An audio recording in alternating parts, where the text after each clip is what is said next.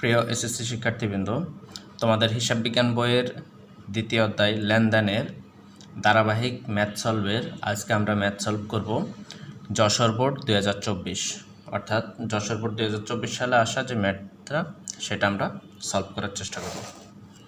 চলো প্রশ্নটা আমরা যদি দেখি, দেখো 2022 সালে জানুয়ারি মাসে জনাব সাত্তার ট্রেডার্স ব্যবসায় নিম্নোক্ত ঘটনাসমূহ সংঘটিত হয়। জানুয়ারির 1 তারিখ পণ্য ক্রয় 6 লক্ষ টাকা, 2 তারিখ অফিসের জন্য যন্ত্রপাতি ক্রয় 29,900, 20 তারিখ ধারে পণ্য বিক্রয় 8 লক্ষ টাকা, 25 তারিখ ধারে পণ্য ক্রয় 35,000 টাকা, 28 তারিখ ব্যাংক জমা দেওয়া হলো 39,000 টাকা, 30 তারিখ অফিস ভাড়া প্রদান করছে 22,500 টাকা। ক জানুয়ারি মাসে মোট ক্রয়ের পরিমাণ কত? তাহলে আমরা জানুয়ারি মাসে মোট ক্রয়ের পরিমাণ বের করে দেখো, লিখি জানুয়ারি মাসের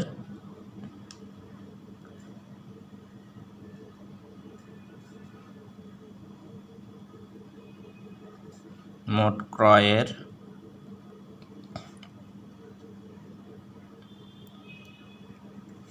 পরিমাণ নির্ণয়। তাহলে আমরা দুইটা টাকার ঘর নিলাম,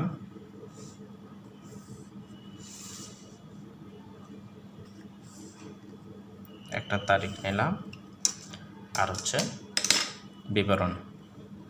তাহলে আমরা তারিখ, বিবরণ, টাকা, টাকা। ওকে, এখন প্রশ্নটা যদি আমরা দেখি 2022 সাল লিখি আমরা, জানুয়ারি আমাদেরকে কি বের করতে বলছে? মোট ক্রয়, এই মাসে যত টাকা ক্রয় হয়েছে সেই ক্রয়গুলো আমরা বের করব। তাহলে আমরা দেখি 1 তারিখে আমাদের ক্রয় আছে, দেখো পণ্য ক্রয় 6 লক্ষ টাকা। তাহলে আমরা লিখতে পারি পণ্য ক্রয়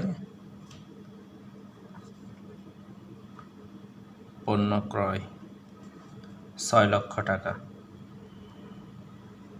ডান। আর ক্রয় আছে কি, দেখো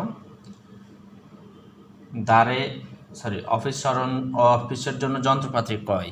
তাহলে অফিসের জন্য যন্ত্রপাতি ক্রয় কিন্তু ক্রয় না, কেমন? এটা তোমরা জানো, অফিসের জন্য যন্ত্রপাতি ক্রয় হচ্ছে সম্পদ, ঠিক আছে? যদি সম্পদ ক্রয় করে সেটা ক্রয় না, ঠিক আছে? ক্রয় সেটা এবং বিক্রয় সেটা, যেটা হচ্ছে লাভের উদ্দেশ্যে, ব্যবসা পরিচালনার জন্য বা মুনাফা অর্জনের উদ্দেশ্যে যেটা ক্রয় করে সেটাকে বলা হয় ক্রয়, ঠিক আছে? ক্রয় বা বিক্রয়, মুনাফা অর্জনের উদ্দেশ্যে ক্রয় বিক্রয় হয়, ঠিক আছে? আর সম্পদ ক্রয় না, ঠিক আছে? শুধু হচ্ছে পণ্য দ্রব্য ক্রয় বিক্রয়কে ক্রয় বিক্রয় হিসেবে আমরা গণনা করব। তাহলে জানুয়ারির 2 তারিখ হবে না। জানুয়ারির 20 তারিখ ধারে পণ্য বিক্রয়, তাহলে আমাদেরকে শুধু ক্রয় বের করতে বলছে, বিক্রয় বলে নাই, তাহলে বিক্রয় আসবে না। 25 তারিখ ধারে পণ্য ক্রয় 35,000 টাকা। দেখো 25 তারিখ ধারে পণ্য ক্রয়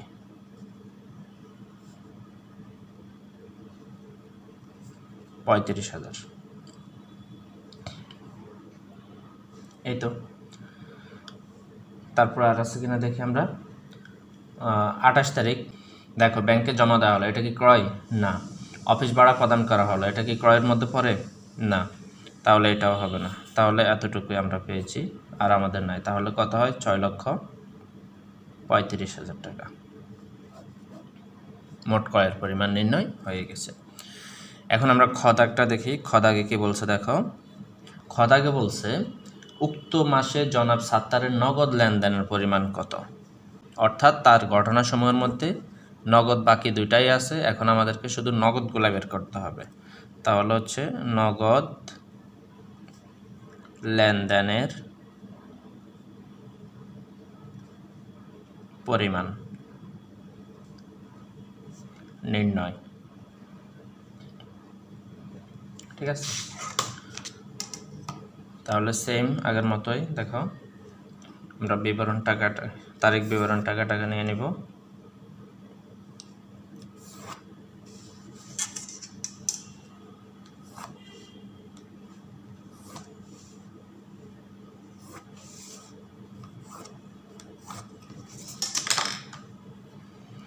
তারিখ বিবরণ টাকা টাকা ওকে 2022 জানু দেখো শুধু নগদগুলো আমাদের ঠিক আছে, যেগুলো যে সকল ঘটনা মানে লেনদেন, যে সকল লেনদেন নগদ হয়েছে সেগুলো আমরা শুধু আনবো। তাহলে দেখো আমাদের প্রথমে কি ছিল, 1 তারিখে আমরা দেখি পণ্য ক্রয় 6 লক্ষ টাকা। এটা পণ্য ক্রয়ের বিষয়ে বাকি নগদ কিছুই বলা নাই। আমরা জানি যে ক্রয় বিক্রয়ের ক্ষেত্রে হচ্ছে যদি শুধু ব্যক্তির নাম উল্লেখ থাকে সেক্ষেত্রে বাকিতে হয়, আর যদি ব্যক্তির নাম উল্লেখ না থাকে সেক্ষেত্রে নগদ হয়।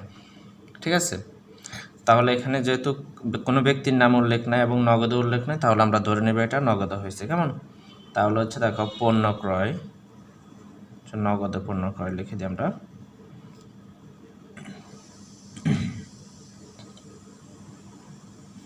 নগদে পণ্য ক্রয় 6 লক্ষ, ডান। তারপরে 2 তারিখ দেখো অফিসের জন্য যন্ত্রপাতি ক্রয় করছে, বাকিতে বলে নাই, তার মানে ধরে নিতে হবে নগদে। কেমন, বাকিতে যদি না বলে তাহলে বাকিতে অবশ্যই বলে দিবে, হয় ব্যক্তির নাম থাকবে, না হয় হচ্ছে তোমার ধারে বা বাকিতে বলে দেবে। আর ব্যাংকে বা চেকে ক্রয় করলে তো চেক বা ব্যাংক বলেই দিবে। কেমন, অফিসের জন্য যন্ত্রপাতি ক্রয় করছে, এটা হচ্ছে তোমার 2 তারিখ, এটাও নগদে। কেমন,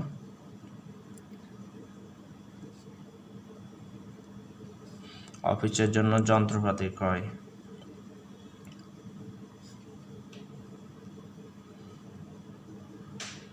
29,900। তারপরে দেখো 20 তারিখ বলছে ধারে পণ্য বিক্রয়, তাহলে ধারে হলে তো আসবে না। 25 তারিখ ধারে পণ্য ক্রয়, তাও আসবে না।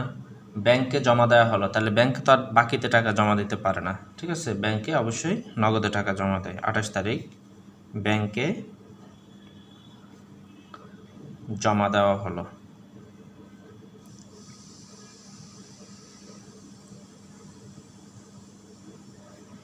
ব্যাংকে জমা দিচ্ছে কত দেখো, 39,000 টাকা। তারপরে দেখি আমরা 30 তারিখ অফিস ভাড়া প্রদান করা হলো, এখানে অফিস ভাড়া প্রদান করছে, তার মানে নগদ টাকা আমার চলে গেছে, এটাও একটা নগদ লেনদেন। ইজি না একদম, অফিস ভাড়া প্রদান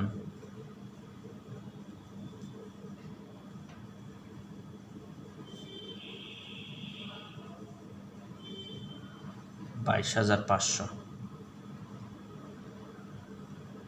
এই তো, আর তো কিছু নাই আমাদের। এখন আমরা কি করব,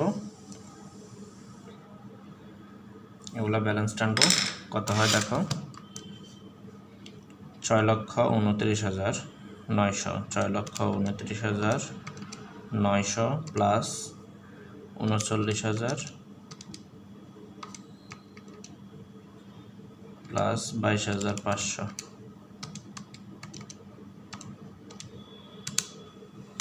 6,91,000, 6,91,400।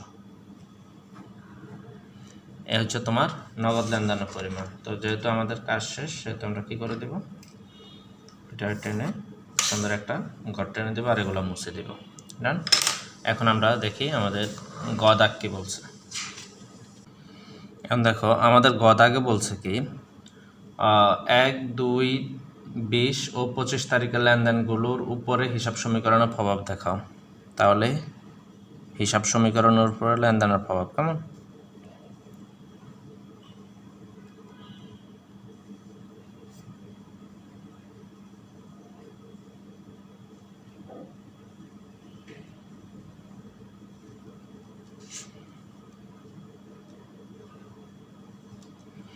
হিসাব সমীকরণের উপর লেনদেন প্রভাব। তো তোমাদের অবশ্যই যারা আমার ক্লাস ফলো করো তাদের মনে থাকার কথা, আমরা শুরুতে কি করব, হিসাব সমীকরণের প্রভাব জানার জন্য একটা টেবুলার পদ্ধতিতে কি করে দেবো, চক আঁকতে হবে। কেমন, আমরা 4-5টা সুন্দর করে, আচ্ছা আমরা এখান পর্যন্ত নিয়ে একটু দেখি।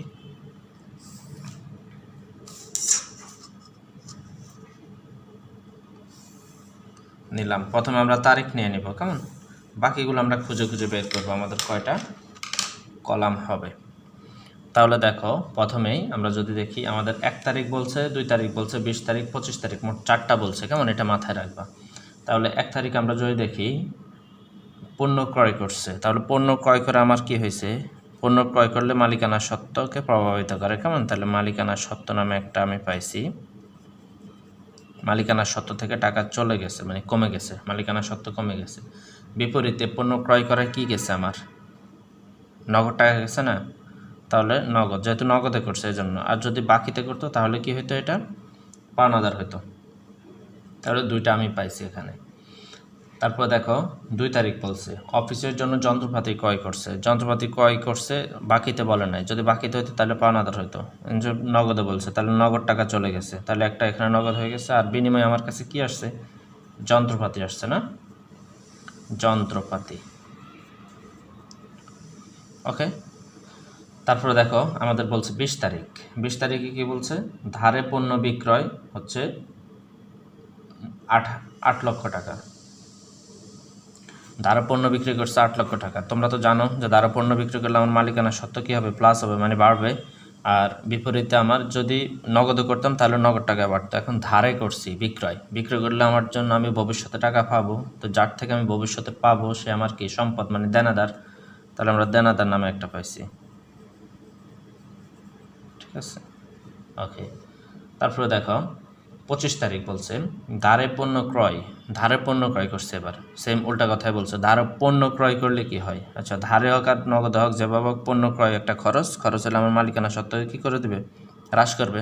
তাহলে একটা মালিকানা সত্ত্ব পাইছি। বিপরীত আমি পণ্যটা যদি নগদে ক্রয় করতাম তাহলে আমার নগদ টাকা কমতো। কেমন, এখন আমি বাকিতে করছি, তার মানে বাকিতে হইলে সে আমার কাছে ভবিষ্যতে পাবে, তাহলে সে আমার জন্য দায়, তাহলে সে কি আমার পাওনাদার। এই তো, আর তো কিছু বলো না, আমাদের 25 তারিখ পর্যন্তই বলছে। তাহলে আমরা কয়টা পাইছি, 1 2 3 4 5, ঠিক আছে। তাহলে মালিকানা সত্ত্ব আর হচ্ছে পাওনাদার, এই 2টা হচ্ছে আমার L+OI, আর অ্যাসেট হচ্ছে দেনাদার, যন্ত্রপাতি, নগদ। তাহলে আমরা এখানে একটা ভাগ করে ফেলে দেখো, এটা যদি আমরা ইকুয়াল সাইন দিই,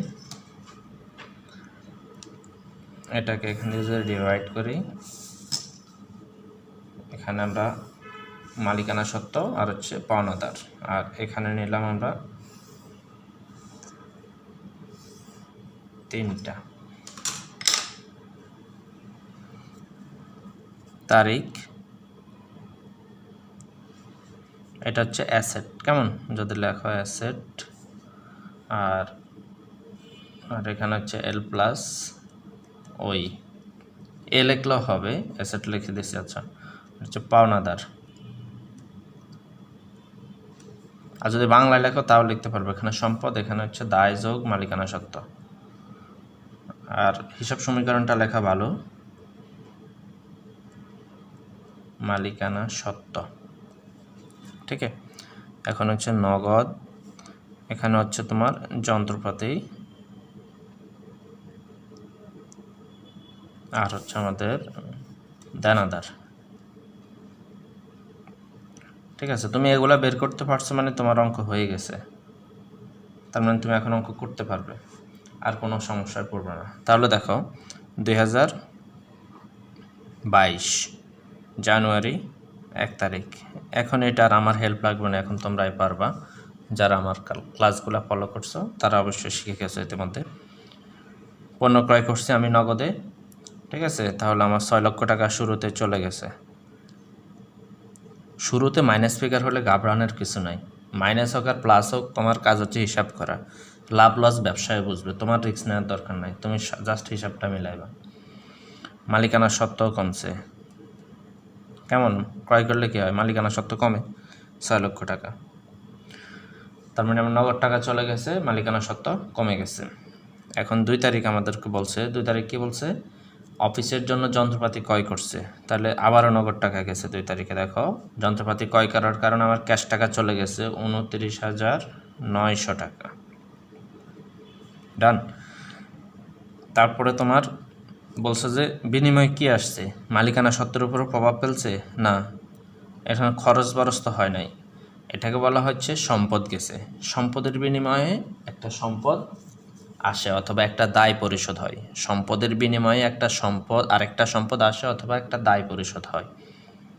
ঠিক আছে, তাহলে এখানে দেখো নগদ টাকা গেছে, বিনিময়ে আমার যন্ত্রপাতি আসছে। তাহলে যন্ত্রপাতি আসছে কত? 29,900 টাকার যন্ত্রপাতি আসছে। তাহলে সমান হয়ে গেছে, যে টাকা গেছে সে টাকার যন্ত্রপাতি আমার এখানে চলে আসছে।